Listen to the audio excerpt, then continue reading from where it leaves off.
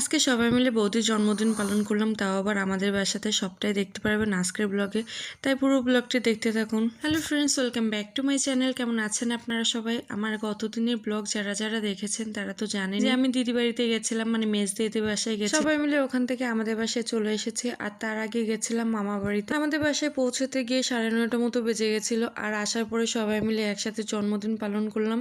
আর তার আগে আমার রান্না বান্না তো ওইদিকে শুরু করে দিয়েছি, মানে বৌদির জন্য তো স্পেশাল কিছু রান্না করা লাগবে। বৌদি চিকেন খুব ভালোবাসে, আর সেই জন্য আমি ভাবলাম যে চিকেনই রান্না করি, আর তার সাথে তো পায়েস রান্না করব। এমনিতেই বাসায় আসতে যে অনেকটা রাত হয়ে গেছে, এই জন্য বেশি কিছু আয়োজন করতে পারি নাই। সবাই বাসায় আসার পর অনেকটা টায়ার্ড, আর বাচ্চা কাচ্চারা দেখেন শুয়ে ঘুমিয়ে পড়েছে। আর মেজদিদির ছেলেটা তো এসেছে আমাদের সাথে, ও তো মামা বাড়ি যাবে, মানে আমার বাবা মার সাথে চলে যাবে। আর এদিকে দেখেন ও ঘুমিয়ে পড়েছে। আর বৌদিকে এই শাড়িটা দিয়েছিলাম, বললাম যে তোমার জন্মদিন উপলক্ষে এটা পরো, সেজন্য বৌদি ওই শাড়িটাই পরেছে। আর এদিকে দেখেন বাচ্চা কাচ্চারা কি করে, মাম্মা মনু দুইজনে মিলে আগুন পোয়াচ্ছে। ওদের নাকি অনেক ঠান্ডা লাগছে, এই জন্য কেকের উপরে যে মোমবাতিগুলোকে সাজিয়েছিল দাদা অনন্যা সবাই মিলে, সেটা দিয়ে আগুন পোয়াচ্ছে ওরা। সে ছোটবেলা থেকে দেখে আসছি যে জন্মদিনে কেক কাটার আগে গুরুজন যারা থাকে তারা আশীর্বাদ করে নেয়, তারপরে আমরা কেক কাটি। আজকে বৌদির জন্মদিনে এই জন্য মা বৌদিকে আশীর্বাদ করলো ধান দুব্য দিয়ে, এরপর হচ্ছে পায়েস খাইয়ে দিচ্ছে। এখানে অরিত্র এসে ঘুমিয়ে পড়েছিল, প্রায় 1 ঘন্টার মতো ঘুমিয়েছে। তারপরে ডাকলাম যে কেক কাটা হবে, তুই ওঠ। আপনারা কমেন্ট করে জানাবেন যে আপনাদের কাদের কাদের জন্মদিনের আগে এমন আশীর্বাদ করা হয়।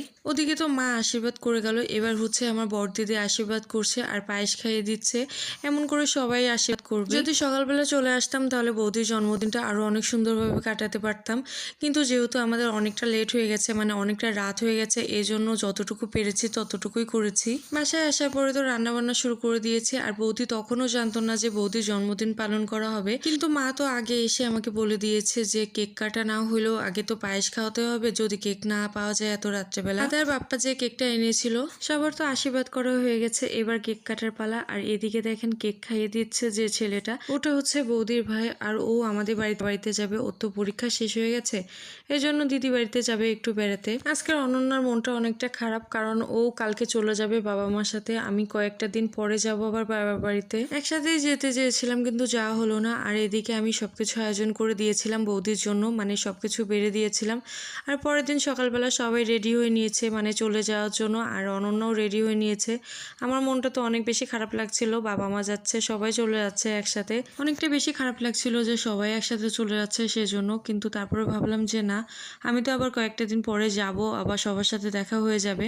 আজকের ব্লগটি এই পর্যন্ত। ব্লগটি কেমন লাগলো অবশ্যই কমেন্ট করে জানাবেন। যদি ভালো লাগে তাহলে একটা প্লিজ লাইক করে দিয়ে পাশে থাকবেন। আবারও দেখা হচ্ছে কালকে নতুন আরো একটি ব্লগে। সে পর্যন্ত সবাই ভালো থাকবেন, সুস্থ থাকবেন। আজকের মতো টাটা।